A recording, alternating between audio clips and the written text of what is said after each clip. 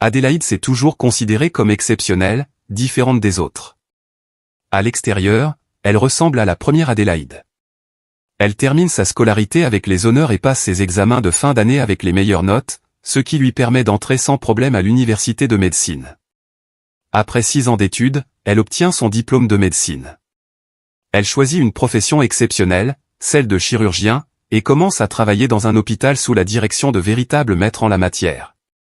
Dans certains pays, la chirurgie n'est pas considérée comme un métier pour les femmes. Dès la première année d'université, cette idée a été inculquée aux jeunes filles. L'expression la plus courante à l'université était « femme chirurgien », comme un cochon de mer, ni femme ni chirurgien. Cela n'a pas pu affecter Adélaïde et ses camarades de classe, car aucune des filles, du moins dans le groupe d'Adélaïde, n'avait l'intention de prendre un scalpel. Au mieux, elle rêvait de chirurgie plastique et s'efforçait de maîtriser les opérations les plus simples, comme la correction des lèvres, l'élimination des amas graisseux et la liposuction par radiofréquence. Au moins, cela leur semble lucratif et elles laissent les autres améliorer les statistiques de participation des femmes aux opérations complexes, mais Adélaïde s'en moque également. Cette attitude ne l'affectait pas, elle se fixait simplement un objectif et avançait vers lui avec confiance. On dit que sans relation et sans argent, il serait impossible pour une femme chirurgien de trouver du travail dans un hôpital digne de ce nom, mais Adélaïde y est parvenue sans l'aide de personne. Qu'on le veuille ou non, même inconsciemment, elle croyait en son exceptionnalité, et même les autres médecins croyaient en l'exceptionnalité d'Adélaïde, ou plutôt du docteur Adélaïde Castro, comme l'appelaient ses collègues, alors qu'elle était une jeune spécialiste. Mais le jour vint où sa vie, d'abord sans explication claire, fut transférée de sa position de chirurgienne à un rendez-vous avec des patients. Désormais, elle ne pourra plus que retirer un insecte coincé dans l'oreille ou une tique coincée dans le cou, poser un plâtre sur un membre et drainer un petit abcès. Adélaïde est perplexe. Pendant un mois, elle pense qu'il s'agit d'un malentendu et qu'elle retrouvera bientôt son poste, mais rien n'y fait. Puis elle a commencé à faire le tour des bureaux de ses supérieurs avec plus d'insistance, exigeant des explications claires. Il est même allé jusqu'au ministère des Affaires étrangères pour poser des questions sur sa santé. Apparemment, quelqu'un quelque part a finalement donné le signal pour expliquer qu'il n'avait jamais été exceptionnel, simplement jusqu'à un certain point. Cela ne gênait personne en particulier, mais il y a quelques mois, elle a inexplicablement refusé d'opérer un patient important qui avait reçu les services d'un chirurgien sans attendre son tour. Les personnes qui le précédaient dans la file d'attente avaient bien plus besoin de l'opération que lui, Adélaïde a donc refusé, pour autant qu'elle s'en souvienne, mais à l'époque, elle n'y a pas prêté attention. Il s'est avéré que l'homme était une personne très importante, du moins avait-il suffisamment d'autorité pour qu'Adélaïde soit suspendue des opérations pour une durée indéterminée. Les choses se sont encore aggravées par la suite, mais c'était la faute d'Adélaïde et non celle de la Providence. Elle s'est lancée dans la défense de la vérité avec encore plus d'ardeur, jusqu'au procureur régional qui, en parole, a été très poli avec elle et lui a promis d'enquêter sur tout. Et bien sûr, il a enquêté depuis le service de chirurgie où Adélaïde avait été transférée, étant infirmière, tout le monde était pris d'une manière ou d'une autre, tout était payé partout, il y avait des gens avec une philosophie spéciale. Une partie de cette philosophie était certainement la fameuse formule du cobaye, mais même ce rebondissement n'a pas réveillé Adélaïde.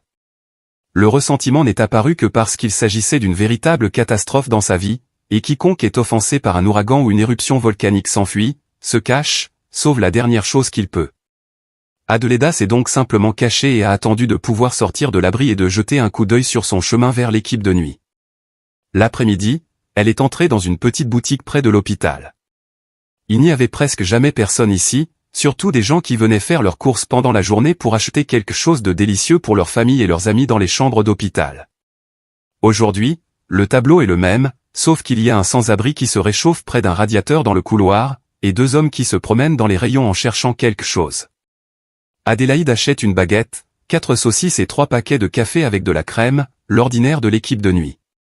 Elle éteint le distributeur et ouvre la porte du couloir lorsque les 2 hommes s'approchent d'elle sans avoir rien pris dans les rayons. L'un d'eux s'adresse brusquement à Adélaïde, un homme mince dont le visage anguleux est orné d'une barbe noire. « Donne-moi quelques pièces, tout seul, j'ai besoin d'un peu plus », réfléchissant profondément, la façon de parler de son oncle et sa demande tout à fait inappropriée était vraiment incompréhensible. « Tu es sourd ou quoi ?» dit l'autre en sortant ses mains tatouées de ses poches. « Donne-moi de l'argent dans ma poche, et il a intérêt à être beaucoup, oui, beaucoup, dit l'homme mince en riant, répétant les paroles de son ami. Ils sont fous ou quoi, fronça les sourcils Adélaïde et continua d'ouvrir la porte, ils me veulent encore de l'argent, va dormir. L'homme tatoué poussa fort sur la porte et la claqua avec sa botte, l'empêchant ainsi de s'ouvrir complètement. Adelaida sentit que la menace était réelle. Elle regarda autour d'elle, mais ne vit ni la boutique ni le vendeur derrière les étagères de cahiers et de cartes. Le magasin n'avait jamais eu de caméra de surveillance, il ne manquait plus qu'un appel à l'aide. Elle s'apprêtait à crier pour que le vendeur l'entende, mais l'homme mince poussa Adelaida brusquement dans le couloir et referma la porte. « Pourquoi vous compliquez-vous la vie ?» dit-il avec un sourire moqueur. « Nous n'avons demandé qu'un peu d'argent, cela ne vous dérange pas de donner quelques pièces où vous êtes désolé? Alors donnez-moi tout l'argent, voyons combien vous avez. » Et il tendit la main, attendant qu'Adelaida lui tende son portefeuille. Le deuxième homme sortit de sa poche un couteau dont la lame brillait à la lumière d'une seule lampe. « Mon Dieu !» pensa Adélaïde, très effrayée. Il ouvrit son sac, chercha son portefeuille et s'apprêta à le donner au bandit quand soudain, le quatrième participant à cette scène prit la parole, lui que personne ne semblait avoir remarqué jusqu'à présent, un sans-abri qui observait silencieusement ce qui se passait depuis un long moment. « Laissez la fille tranquille, dit-il d'une voix ferme et assurée. Adélaïde et les hommes furent surpris et le regardèrent. C'était un homme de petite taille, un peu voûté, mais avec des épaules larges et des jambes solides. Il portait un t-shirt délavé, un pantalon en coton, des bottes en feutre avec des semelles en caoutchouc et une casquette rayée qui, à un moment donné, aurait pu avoir les caractéristiques d'un lapin ou d'un lièvre. Alors, l'homme se réchauffe près d'un long radiateur, dont la voix est celle d'une poubelle, dit l'homme maigre, « Vous cherchez l'aventure ? Ou bien vous avez la gueule de bois et vous n'avez plus les idées claires ? On va partager avec toi, mon pote, ne t'inquiète pas, il y en a pour tout le monde. » Le sans-abri ne dit rien, fit quelques pas vers le garçon qui lui parlait et presque imperceptiblement, comme s'il s'agissait d'un toucher, lui asséna un coup de poing au menton. L'homme maigre tomba à terre comme un arbre abattu, et son ami, voyant cela, recula un peu et poignarda l'homme 2 fois dans l'estomac. Il fronça les sourcils de douleur, mais ne s'arrêta pas et marcha vers lui. Le type sauta devant lui pendant quelques secondes, prétendant être un combattant expérimenté, mais changea soudainement d'avis, courut vers la sortie et sortit dans la rue, disparaissant bientôt de la vue. Tout cela s'est passé si vite qu'Adelaida n'a pas eu le temps d'enregistrer les événements dans son esprit, elle était toujours debout, son portefeuille dans la main tendue. Jusqu'à ce que l'homme mince sur le sol commence à bouger d'un air incrédule. Dans le couloir, ce n'est qu'à ce moment-là que le ressort qui se tendait à l'intérieur de la jeune fille s'est libéré, et ce de manière si imprévisible qu'Adélaïde a frémi de surprise. Elle donna un coup de pied dans l'estomac du type qui essayait de se relever et se trouvait près d'elle, sur le point de recommencer, mais l'homme maigre commença à réfléchir et réussit à l'éviter, il se leva et courut après son ami. Pendant ce temps, le sans-abri s'appuyait contre le mur et s'asseyait par terre, se tenant le ventre d'une main, une tache de sang s'étalant rapidement sur sa chemise. Adelaida retrouve enfin son calme. « Vous avez besoin d'une aide urgente ?» dit-elle en se penchant sur l'homme, « L'hôpital est tout proche et j'y travaille comme infirmière. Vous pouvez y aller à pied, je ne vais pas aider cet homme. » Il la regarde, il n'y a pas de douleur dans ses yeux, seulement une infinie tristesse et de la compassion. « J'y suis allé hier, » dit-il en essayant de se lever. « Mais je n'ai pas de papier, pas de police d'assurance, et je ne suis enregistré nulle part. Ils m'ont dit de ne plus les déranger. Je ne vais pas tout arranger. Je vous rassure, ne vous inquiétez pas, il n'y a plus personne à l'hôpital, sauf le personnel de garde. Ils ne diront rien, et merci de m'avoir défendu. Vous n'auriez pas dû vous en mêler, mais maintenant je prends mes responsabilités pour vous, alors ne vous y opposez pas. » L'homme réussit à se lever, s'appuyant un peu sur l'épaule d'Adelaida, et sourit pour la première fois. « Il n'est peut-être pas nécessaire de vous remercier, dit-il.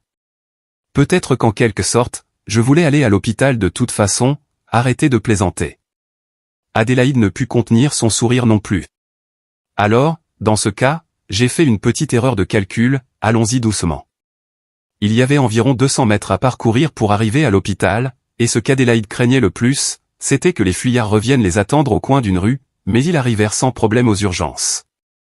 Conrad, qui était également de garde ce soir-là, s'est précipité au secours d'Adelaida. Il sépare l'homme et l'installe sur un brancard. Adela examine ses blessures. Il s'est avéré que les blessures n'étaient pas très profondes car la veste, bien que vieille, protégeait le corps du couteau. L'un des coups était un écorchure, celui qui a saigné le plus car la blessure était superficielle et rien n'a permis de contenir le sang après avoir fait une échographie et vérifié qu'aucun organe interne n'avait été endommagé. Donner à l'homme des antalgiques, refermer les plaies puis recoudre le morceau, externe en totalité et mettre un drain dans l'interne prêt. La jeune femme soupire. Une fois que vous aurez terminé le travail, vous vivrez. Au fait, dans toute cette confusion, nous ne nous sommes pas présentés. Je m'appelle Adelaida, et vous? Merci, belle dame. L'homme dit, je vois que vous n'êtes pas une infirmière comme les autres, vous m'avez surpris. Ce n'est pas une longue histoire, répond-elle. En bref, je dirais simplement que j'ai de l'expérience en chirurgie. Vous avez un nom ou c'est un secret? Je m'appelle Antonio Vega, si vous devez l'écrire, ils me jetteront encore à la rue demain. Je pense que nous devrons appeler la police demain, après tout, vous avez été volé sous la menace d'une arme. N'appelez pas la police, je vous supplie, ne vous inquiétez pas, je n'ai rien à voir avec un quelconque crime, je ne suis qu'un simple sans-abri, je ne veux pas l'appeler. Laissez-les m'interroger et ils commenceront à vous embêter vous aussi. Mais quelqu'un doit les punir, sinon ils pourraient blesser quelqu'un d'autre. Je m'occuperai d'eux quand je serai rétabli, alors ne t'inquiète pas. Ne t'inquiète pas, dis-tu, tu n'es qu'un vagabond ordinaire. Alors vous n'êtes pas si ordinaire que ça. Es-tu sûr de pouvoir punir ces idiots? Antonio Vega, plaisante Adelaida en le regardant. Et vous? Vous êtes un infirmier ordinaire avec de l'expérience en chirurgie, répondit l'homme, alors je ne suis qu'un SDF ordinaire avec de l'expérience dans les combats de rue, c'est aussi simple que ça. Bon, Adelaida a enfilé sa blouse d'hôpital, d'accord, alors je dirais que j'essayais de sauter et que j'ai déjà eu un accident. Tu sais, avec les épines, on s'en approche, j'ai toujours pensé que c'était dangereux et je vais en parler au directeur de l'hôpital. S'il le demande, nous partirons. Va dans ta chambre. Le lendemain matin, Adelaida n'est pas rentrée chez elle, mais est restée pour un travail supplémentaire. Il était très endormi car la nuit avait été tumultueuse. À 2 heures du matin, un autre garçon est arrivé avec des contusions et une commotion cérébrale. Il n'y avait qu'un seul lit libre dans les chambres et le directeur de l'hôpital, Constantino Grande, aurait certainement des doutes sur Antonio. Adelaida devait le défendre tout en évitant d'aller à la police. Pour une raison inconnue, elle a immédiatement fait confiance à l'inconnu et a pensé qu'il s'occuperait de ces hommes pour leur propre bien. Elle a estimé qu'il n'était pas nécessaire d'appeler la police. À 6 heures du matin, il a changé les bandages et fait quelques injections, puis il est retourné au magasin pour acheter quelque chose pour le petit déjeuner. À son retour, le directeur de l'école est déjà furieux. Elle a entendu sa voix dans le couloir et dès qu'elle est sortie, Conrado a couru vers la chambre. À la pause, elle réussit à se changer et à quitter son poste et dit à Adelaida que Grande la cherchait et qu'elle était très en colère. Mais Adelaida s'était préparée à cela et était entrée dans son bureau prête à se défendre et à défendre Antonio, du moins c'est ce qui lui a semblé. Vous ne semblez pas avoir appris quoi que ce soit de la vie de Castro, a immédiatement commencé Constantino Grande sur un ton élevé. Il parle d'Antonio, demande calmement la jeune fille. Qui est Antonio? Le patient qu'ils ont amené hier soir, expliqua-t-elle, je veux dire le sans-abri qui n'a pas été emmené par l'ambulance mais que vous avez trouvé dans une ruelle. Qu'est-ce que c'est que cette situation? Et je vois que vous avez envie de reprendre votre ancien travail. Faites attention à ne pas perdre votre emploi actuel, d'accord? Vous avez amené quelqu'un de non identifié. Et maintenant, vous soignez ses blessures parce que vous n'avez pas appelé Sanchez à son sujet. Le docteur Sanchez est chirurgien, tu ne le es pas, tu le sais toi-même, répond Adelaida avec le même calme qu'il lui arrive rarement de retrouver lorsqu'elle est de garde. Et la blessure n'est pas si compliquée que tu aies besoin d'aller le voir. Et s'il s'agit d'un prisonnier évadé, sans passeport, sans aucun document. Son nom est Antonio Vega, et je l'ai trouvé dans une ruelle. Il est venu vers nous, je l'ai trouvé aux urgences. Vous pouvez vous appeler le pape en parole, mais s'il est en fuite ou a tué quelqu'un, vous êtes complice. Vous comprenez? Pourquoi n'avez-vous pas appelé la police? Constantino Grande, c'est parce que la police, même s'il est sans abri, ne vient pas. Beaucoup gèlent pour nous en hiver, nous n'appelons pas la police à chaque fois, d'abord gelé et maintenant blessé, a insisté avec force le directeur de l'hôpital, pourquoi devrais-je continuer à me stresser pour toi? Je vous dis au revoir. Comment est-ce possible, Adelaida, je ne m'attendais pas à ce que ce soit si facile. Tu es un adieu. À quoi t'attendais-tu? Qu'on amène tous les sans-abri de la ville ici? Je pourrais même vous infliger une amende pour dépassement de mandat. Alors arrêtez d'accumuler les problèmes. Je sais que vous appréciez de dire au revoir, ne l'écrivez pas. Il s'agit de l'horrible interne que vous êtes. Cherchez un poste dans un autre hôpital ou, mieux encore, oubliez tout ça. Et quoi? Et Antonio? Avec qui Antonio Constantino le Grand n'a plus jamais rien compris. Peu importe, ils l'ont emmené au poste de police pour connaître son identité. Comment ça? Adelaida commence à paniquer. Il a des blessures, il a besoin de pansements et de médicaments, ils vont s'occuper de lui là-bas. Tu as dit que les blessures étaient légères, il survivra. Tu as vu le garçon qu'ils ont amené avec une commotion cérébrale. Il ne peut pas encore se remettre. Et si c'était Antonio? Et si c'était lui qui l'avait blessé? 2 personnes. En une nuit, les coïncidences n'ont pas de sens, dit Adelaida à voix basse. Le directeur acquiesce. Exactement, l'infirmière suture les plaies et pose le drain au lieu de changer les couches, c'est absolument ridicule. C'est tout, vous êtes libre, j'ai une réunion maintenant. Adelaida sort du bureau en titubant, incapable de croire ce qui s'est passé pendant ces 15 minutes. J'ai fait ce qu'il fallait. Comment aurais-je pu laisser une personne blessée dans la rue? Je n'ai pas appelé la police. Elle s'est remise de sa blessure, elle aurait peut-être dû réveiller Sanchez, mais elle aurait certainement posé des questions inutiles avant d'appeler.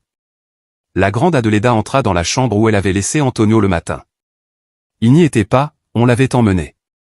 La police a dit que le vieil homme tenait un livre et qu'il comprenait qui il cherchait des yeux. Ils lui ont demandé quelque chose quand il était avec lui ont demandé son nom et lui ont demandé. Il suffit de lui demander de les accompagner pour qu'il se présente. L'homme réfléchit un instant. Je crois qu'il s'agit du sergent Lake. Oui, j'ai pensé aller pêcher moi aussi, j'aimerais bien pêcher dans un lac tranquille. Ils n'ont pas parlé du commissariat, enfin, dit Adélaïde à voix basse et elle s'en va.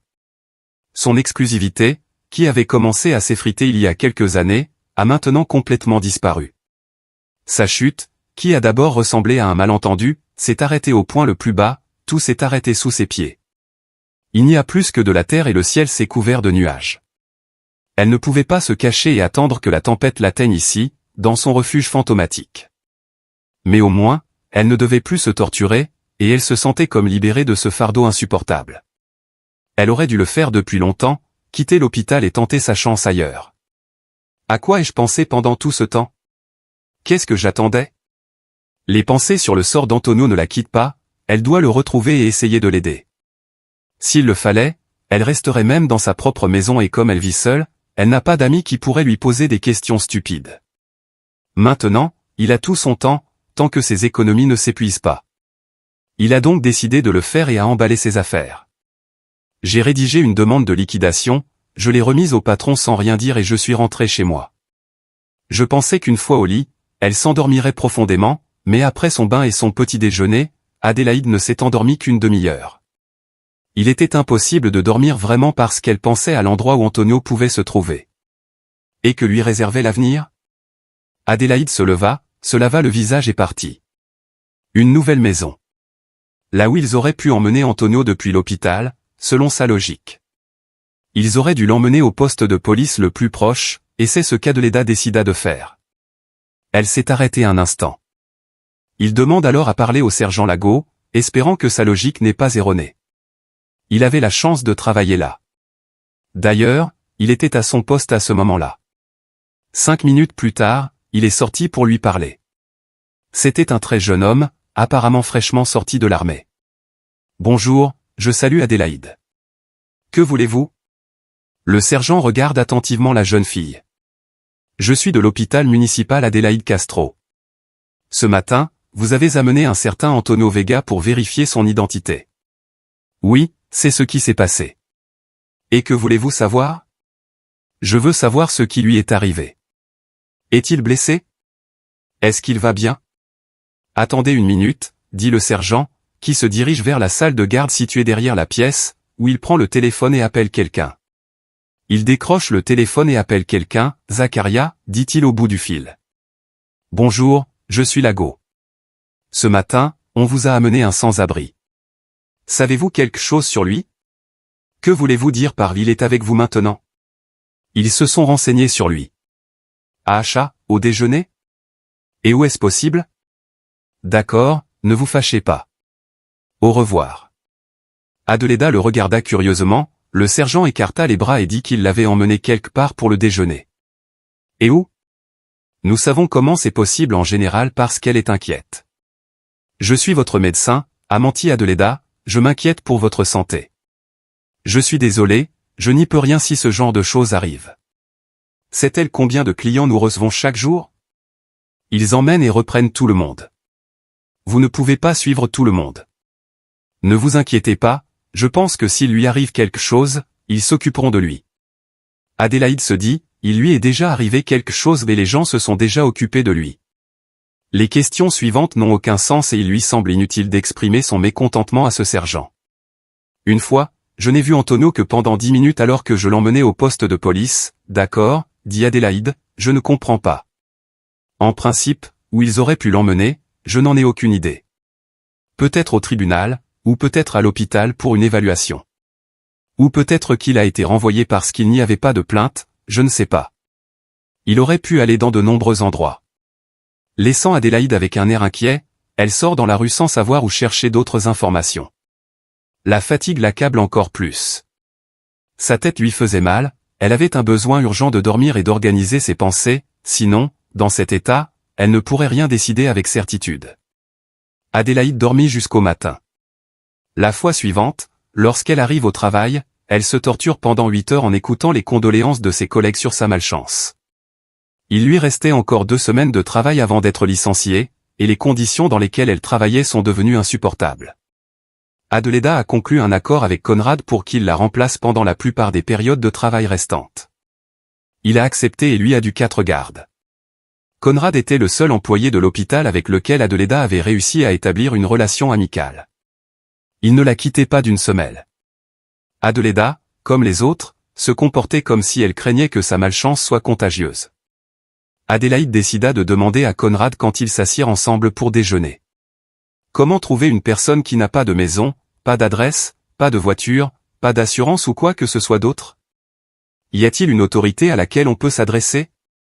Si vous parlez du patient d'il y a 2 jours, par exemple, ils l'ont ramassé, et il n'y a plus de traces, dit Conrad, après un moment de réflexion, tout en prenant une longue gorgée de café noir. Je pense qu'on ne peut passer que par la police. Il n'y a pas d'autre moyen.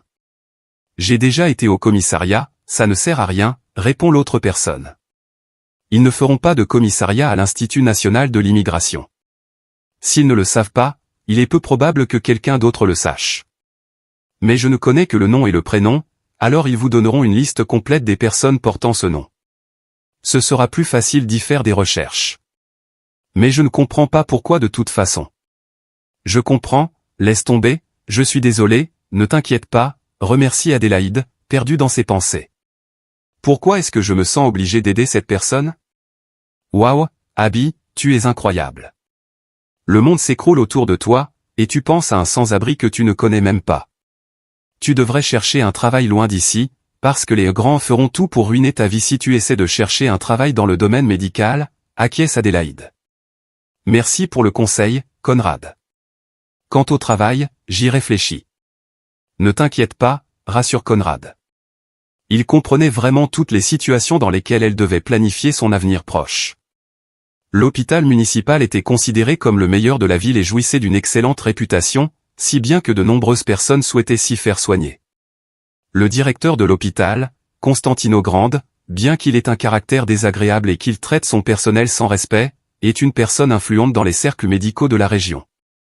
Il dispose d'un certain pouvoir, ce qui lui permet de licencier un stagiaire et de ruiner sa réputation, et personne ne doute que Grete a acquis ce pouvoir non pas tant grâce à la dureté de son caractère que grâce à ses relations dans les hautes sphères du ministère de la Santé. Tous les autres hôpitaux de la ville le savaient et beaucoup le prenaient même en exemple. Adélaïde était donc impatiente d'obtenir une place dans l'un des hôpitaux de la région. La main du grand s'étendrait partout et transformerait sa vie en un combat pour la survie. Il ne lui reste plus que 2 options, chercher du travail dans d'autres domaines que la médecine ou vendre son appartement et s'éloigner le plus possible de ces lieux. Adélaïde n'a pas d'autre compétence que la médecine. Je pourrais, bien sûr, trouver un emploi de femme de ménage ou essayer d'apprendre le métier d'opérateur de tissage. Mais, à mon avis, ce serait une chute certaine des sommets de l'exceptionnalité vers le néant de la monotonie et de la banalité au fil du temps, où les compétences d'un chirurgien pourraient être complètement perdues. C'est ce qu'Adélaïde ressent dans tout son être. Elle n'attendait qu'une chose, que la ceinture noire se termine et qu'elle reprenne le bistouri en main. Mais durant les 2 semaines où elle a travaillé avant d'être licenciée, La séquence s'est confondue avec l'horizon, ne laissant aucun espoir de lumière. L'option numéro 2 a donc dû se battre pour elle-même jusqu'au bout. Pas se battre avec quelqu'un, mais pour quelque chose qui va au grand Constantin. Parmi les 8 milliards de personnes qui peuplent la planète, il est impossible de ne pas trouver une place digne de ce nom. La philosophie éloignait de plus en plus Adélaïde de la réalité, alors que la réalité se rapprochait de plus en plus d'elle. Mais pour l'instant, elle devait simplement retrouver Antonio, elle s'occuperait du travail plus tard. Adélaïde ne pouvait expliquer le besoin urgent de savoir que cet homme allait bien, pour autant qu'un sans-abri puisse aller bien, mais pour sa tranquillité d'esprit, il suffisait de savoir qu'il était vivant et relativement en bonne santé. Personne ne pouvait l'aider maintenant, mais elle pouvait aider Antonio. C'est peut-être précisément cette circonstance qui a poussé Adélaïde à rechercher la personne disparue. Personne ne peut le croire, mais elle le peut. Ida Castro, exceptionnelle comme nulle autre, s'est présentée vendredi au bureau de l'immigration parce qu'elle n'avait pas reçu de réponse à sa demande, qu'elle avait envoyée la semaine précédente, en insistant pour que son patron le voie. Elle est restée assise dans son bureau pendant 1 heure, écoutant des informations qui n'avaient rien à voir avec Antonio, et tout ce qu'on lui a dit, c'est qu'il était entendu que le service local d'immigration ne savait rien de cette personne. Il demande à Adélaïde, confus, où dois-je aller alors? Pouvons-nous envoyer votre demande à la capitale?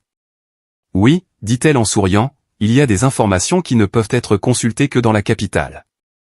Je ne pense pas que votre cas ait un rapport avec quelqu'un que nous devrions tous connaître, mais essayez quand même, peut-être qu'ils vous diront quelque chose de plus concret que ce que je peux trouver.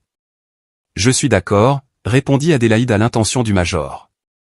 En fait, elle ne pouvait pas refuser et exiger davantage. Le mardi, Adélaïde achète un billet pour la capitale. Elle doit voyager pendant 6 heures. Il fait terriblement froid.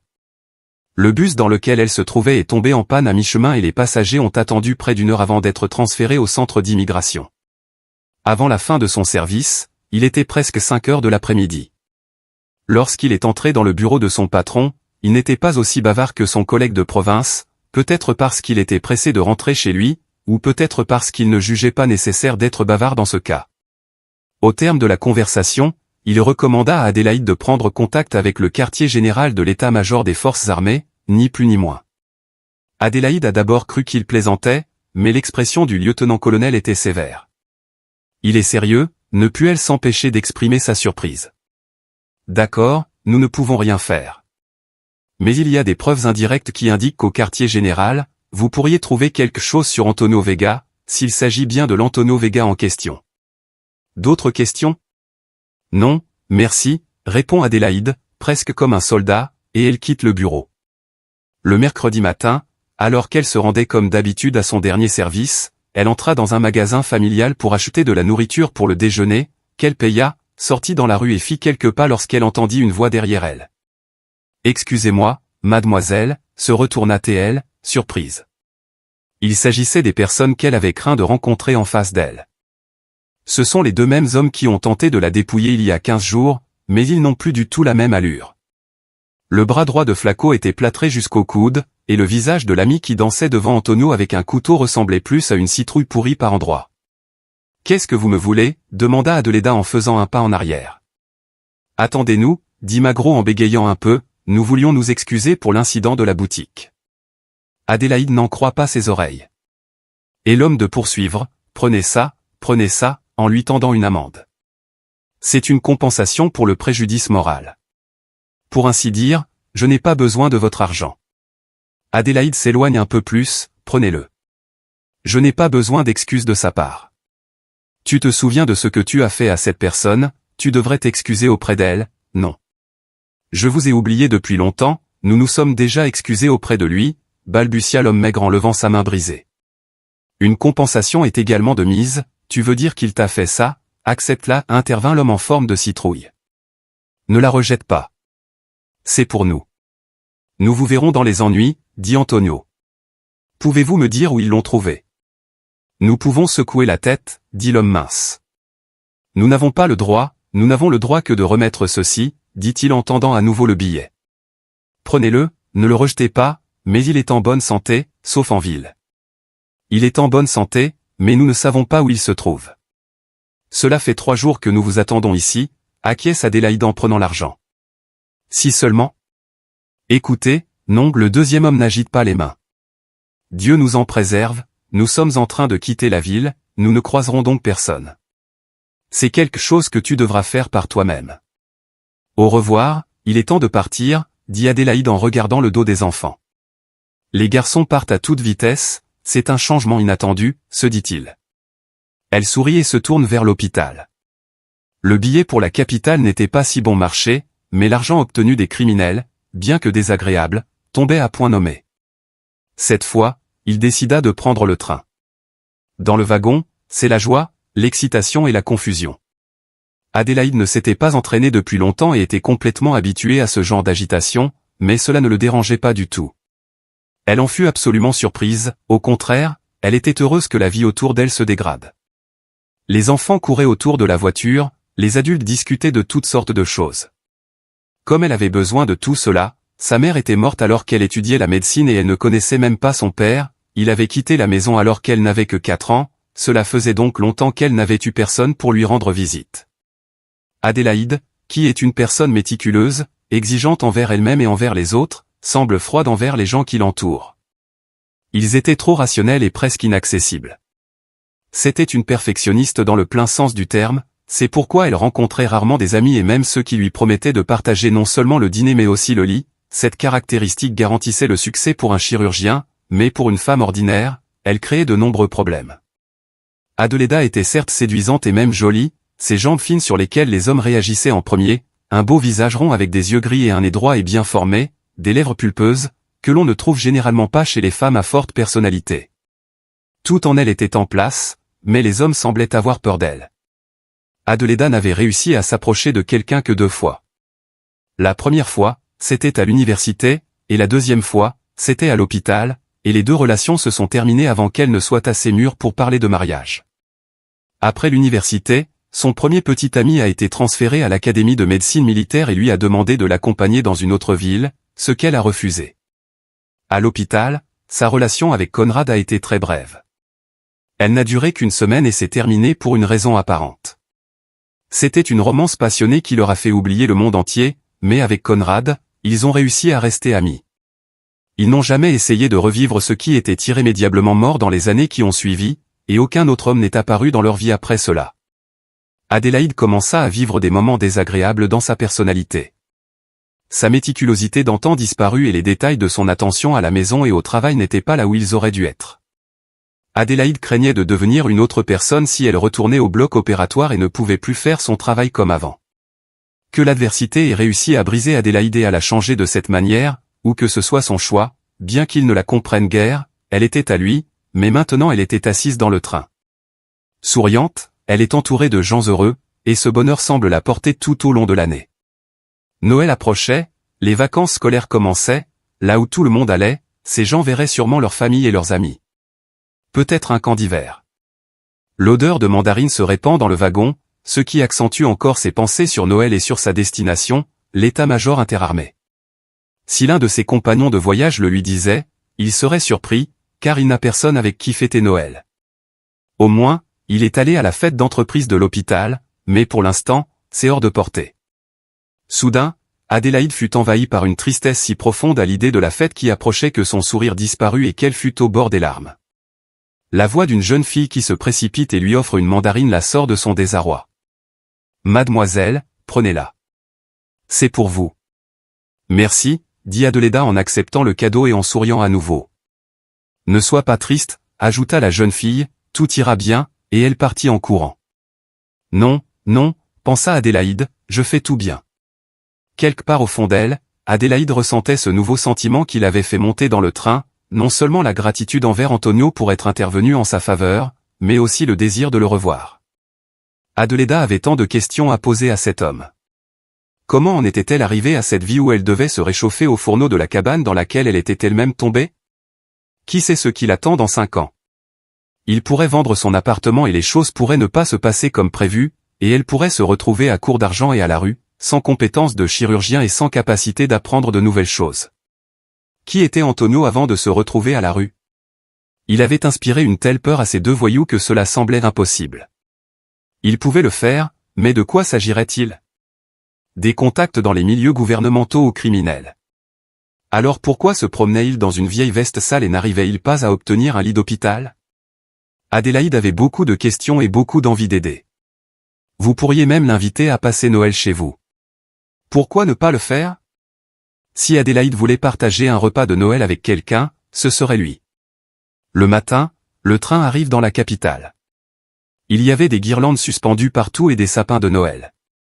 Les magasins affichent le Père Noël et des poupées de Noël.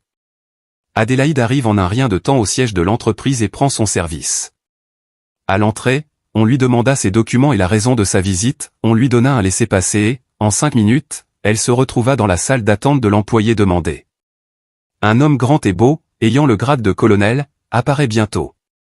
Adélaïde se rendit compte que chaque nouvelle visite au bureau supérieur ajoutait ironiquement au galon de leur propriétaire.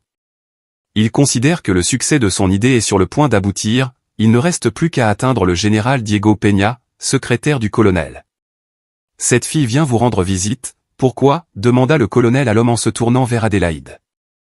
En référence à Antonio Vega, si cela vous dit quelque chose. Oui, acquiesce le colonel. Venez, je vous attends depuis longtemps. Nous avons été prévenus par le bureau de l'immigration. Discutons dans mon bureau. Adélaïde le suivit dans son bureau et ferma la porte. Elle s'assoit et indique une chaise à l'homme. Non, merci, s'étonna Adélaïde en entendant le ton amical de l'officier, alors que d'habitude les gens de son rang lui parlaient plutôt froidement. D'habitude, les gens de son statut lui parlent plutôt froidement. Alors, allons droit au but. Vous cherchez Antonio Vega, n'est-ce pas? Oui, répondit Adélaïde. Pourriez-vous me dire où et dans quelles circonstances vous l'avez rencontré? Pouvez-vous le décrire? La question du colonel était très étrange, mais Adélaïde n'a rien retenu. Cette fois-ci, elle lui a tout raconté, depuis la rencontre dans le hall du magasin jusqu'à l'expulsion d'Antonio de l'hôpital. Et pour la description, il a conclu que c'était quelqu'un de très bien, n'est-ce pas? Il n'a pas l'air d'un clochard. Il a l'air robuste, costaud. Vous vous rendez compte vous-même que peu de gens pourraient abattre un homme aussi fort. D'un seul coup, ces hommes m'ont retrouvé plus tard et, en guise de dédommagement, comme ils l'ont dit, ils m'ont donné une somme d'argent considérable. L'un d'eux avait un bras cassé et l'autre un hématome sur le côté du visage. J'ai ri de manière inattendue, je reconnais que cela a été dit en riant. Je reconnais Antonio, c'est là que tout cela se cache. Le temps est encore dans votre ville, vous le savez. Adélaïde s'étonne à nouveau sans répondre à la question de l'homme. Attendez une minute, dit l'homme en ouvrant le tiroir du bureau et en sortant un épais album où sont habituellement conservées les photos. Je l'ai gardé au cas où je découvrirais que vous cherchez le même Antonio, regardez, vous reconnaissez quelqu'un. Adélaïde prit l'album dans ses mains et regarda la photo que le colonel désignait. Ici, c'est lui, dit-elle en pointant son doigt. C'est Antonio. Seulement jeune, le colonel regarda la photo, il était sûr, il demanda pourquoi. Bien sûr, et c'est toi, dit Adélaïde en désignant le garçon qu'Antonio étreint. De l'épaule, confirme le colonel. Exactement, je suis un peu plus âgé. Antonio et moi avons un grade plus élevé, mais nous avons commencé ensemble et il est comme un frère pour moi, il m'a sauvé la vie plus d'une fois. Permettez-moi et à l'homme de remettre l'album dans le tiroir. C'est donc lui, après tout. Et vous ne pouvez pas imaginer à quel point j'en suis heureux, mais vous n'avez toujours pas répondu à ma question. Il est toujours en ville, je ne sais pas, dit Adélaïde en haussant les épaules, les hommes qui m'ont donné le travail. L'argent. Ils n'ont rien dit de concret, peut-être. Il est toujours en ville. Tu n'as donc aucune information non plus, Adélaïde, dit Castro en souriant. Maintenant, vous avez les dernières données et j'ai besoin de tout ce que vous avez accumulé depuis que je cherche Antonio, c'est-à-dire depuis 5 ans. Depuis, peu importe, tu es une personne très intelligente, je ne sais même pas comment te remercier pour ton acte, mais si ce n'était pas un acte, a répondu Adélaïde. Je ne cherche qu'une personne exactement, ma chère, continue à chercher, tu as peut-être oublié le jour où il a été emmené à l'hôpital. Après tout, il n'est personne pour toi, n'est-ce pas? Il vous a défendu et vous avez fait tout votre possible pour lui. Ils vous ont même demandé de quitter votre travail, c'est pourquoi il y a tant d'indifférents aujourd'hui. Mais vous, vous êtes une exception, arrêtez, Adélaïde n'aimait pas ce mot, il vaut mieux me le dire. Vous allez aider à le retrouver, vous avez cette possibilité, bien sûr, bien sûr. Tenez, prenez ça, le colonel tendit à Adélaïde une carte de visite. Si vous voyez Antonio en ville, appelez-moi et je vous contacterai si je trouve des indices sur lui. Laissez-moi votre numéro de téléphone, d'accord? Adelaida accepte et note son numéro sur un bout de papier. Et que dois-je dire si je trouve Antonio? Dis-lui que son ami cherche une cartouche. Qu'est-ce qu'il va comprendre? Cartouche était mon surnom, il sait quel était son surnom, pas Dieu. Waouh, tu ne peux pas imaginer ce qu'il a fait pour nous, il a sauvé tant de vies, mais malheureusement je ne peux pas en parler. En général, j'utiliserai toutes les ressources pour le retrouver, je n'ai pas hésité, je suis content de le savoir maintenant, je suppose. Je vais m'y mettre, conclut le colonel en tapant légèrement des mains sur la table. Peña, la voix du secrétaire se fait entendre dans l'interphone. Dans 5 minutes.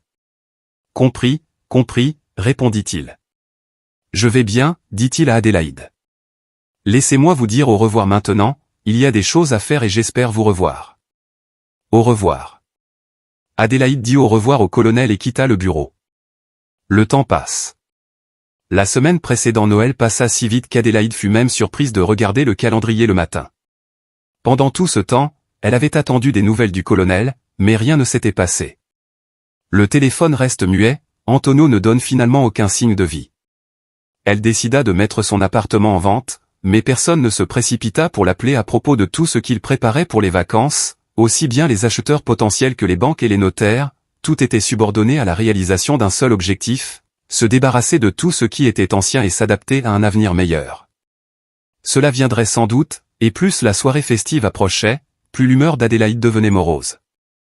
Tant d'énergie dépensée, tant de nerfs, tant d'espoirs infondés se fanaient comme des feuilles jaunies au fond de son cœur.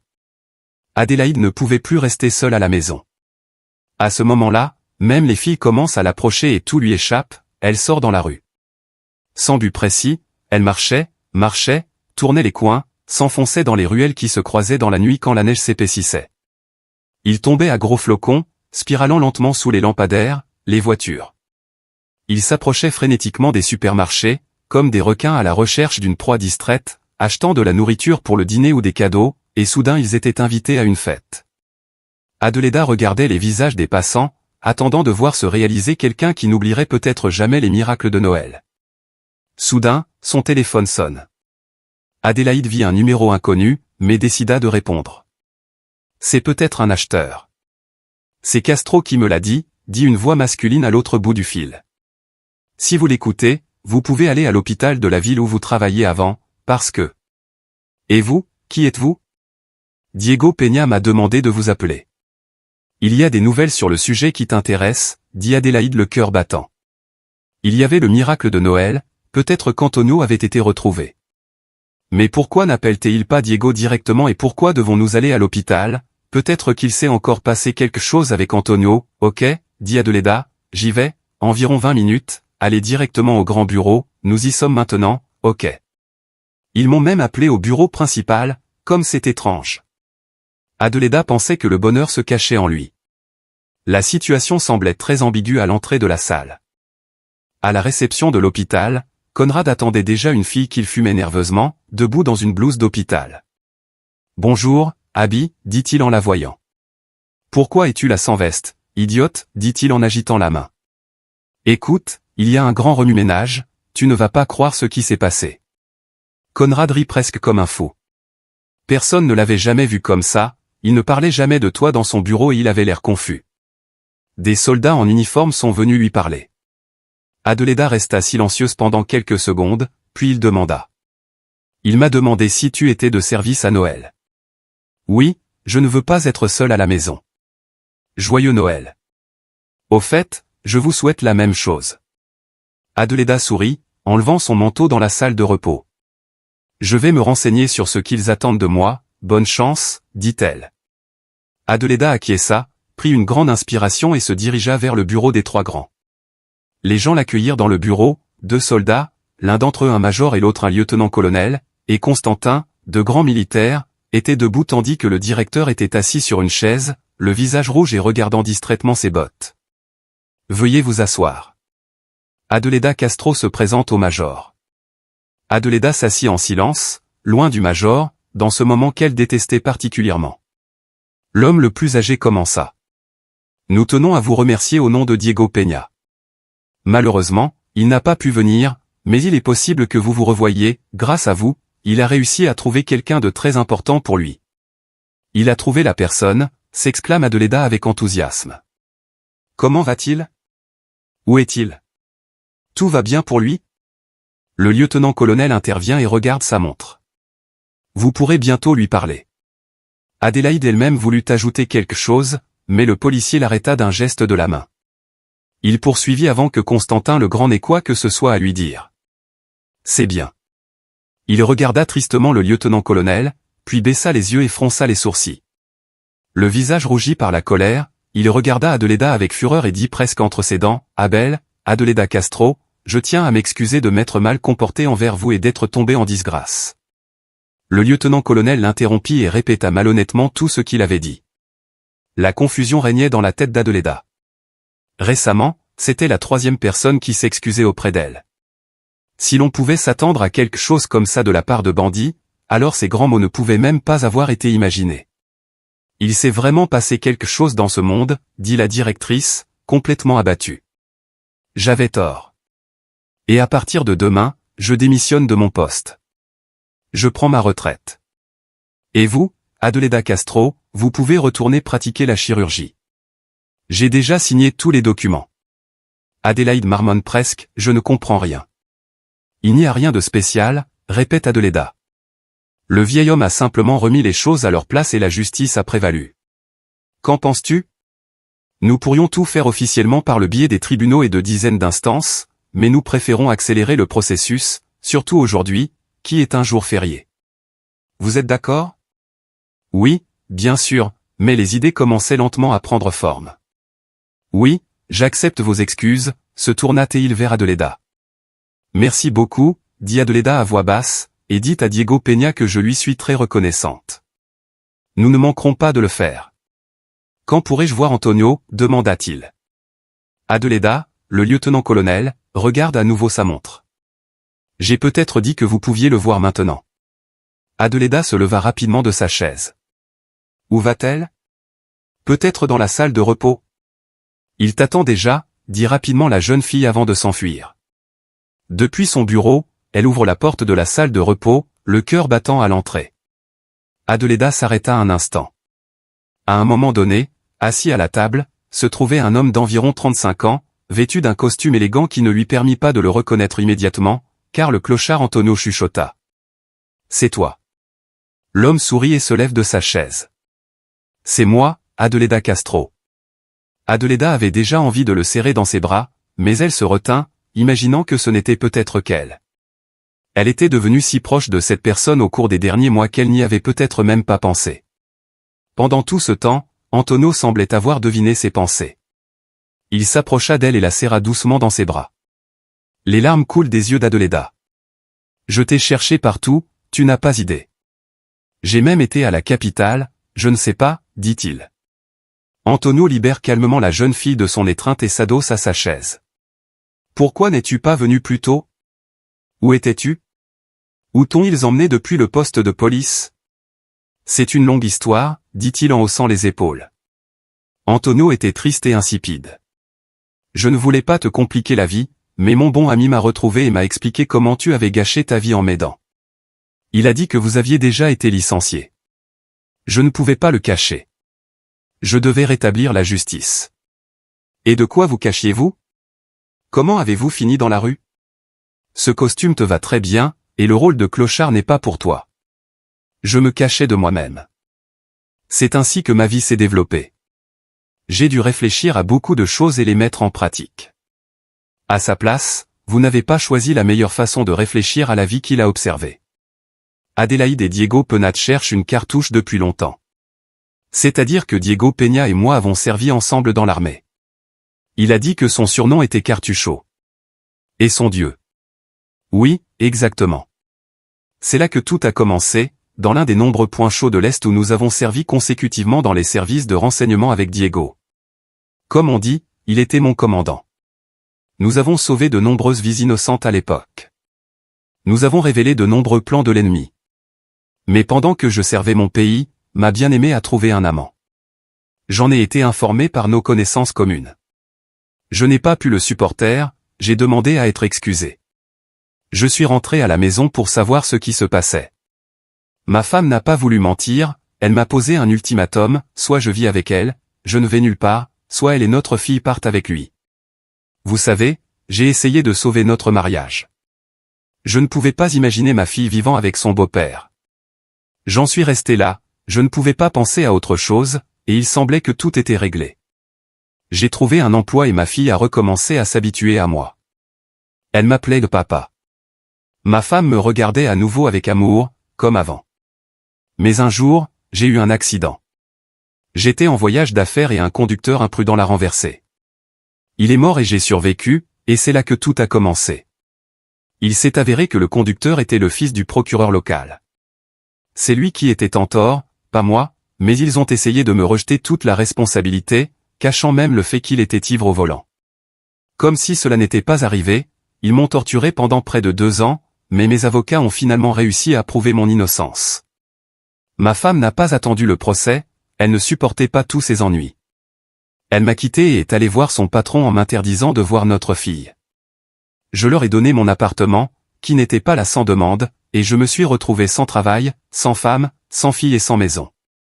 Je me suis perdu dans la vie, j'avais l'air d'être fort d'esprit, mais j'étais dévasté de perdre ma famille. Et ses amis ne pouvaient pas l'aider. Je n'avais que des amis dans l'armée et leurs parents. C'est ma grand-mère qui m'a élevé, ma mère. Il l'a quitté et n'est jamais revenu en ville de toute sa vie, lorsque ma grand-mère m'a appelé pour le service militaire. Il est mort et je n'avais nulle part où retourner après avoir terminé mon service militaire. Sa maison avait disparu, brûlée, et la ville a été abandonnée très rapidement après que l'armée a décidé de créer une école militaire. C'est ainsi que tout a commencé. Je suis désolé, dit Adeleda avec tristesse. Non, ne t'inquiète pas, tout va bien maintenant. Mais j'en ai assez dit sur moi. Tu sais que je veux te proposer que tu sois libre ce soir, bien sûr. Que dirais-tu de passer ce Noël avec moi? Adeleda applaudit avec enthousiasme. Je pense que c'est très positif, dit-elle en souriant. J'ai réservé une place dans un restaurant, de la musique en direct, une fête foraine et tout le reste. Et surtout, j'ai une surprise pour toi. Une surprise. Oui, allons-y. Je dois juste m'habiller, je ne peux pas aller au restaurant avec mes vêtements d'intérieur. Pas de problème, je m'en occupe. Tu te changes et nous arriverons à l'heure. Alors pourquoi on attend? Allez, on y va. Ils sortirent de l'hôpital en courant sans remarquer personne sur le chemin. Adélaïde avait déjà oublié à la fois la proposition de retourner au cabinet et les adultes qui se seraient sûrement enivrés de tristesse. Elle avait oublié toutes les difficultés qui avaient failli la faire craquer. Pendant ce mois difficile, il lui semblait qu'Antonio et elle avaient toujours été ensemble et que tout le reste n'était qu'un rêve. Les chutes de neige s'intensifiaient dans la rue et tout autour d'eux était recouvert d'un brouillard blanc. Ils voyageaient dans un taxi, se tenant la main, et il leur semblait que des forces inconnues les emmenaient maintenant dans un pays de contes de fées où ils trouveraient tout ce qu'ils cherchaient depuis si longtemps et d'où ils ne reviendraient plus jamais dans cette ville malheureuse. Ils étaient ensemble et ils étaient exceptionnels.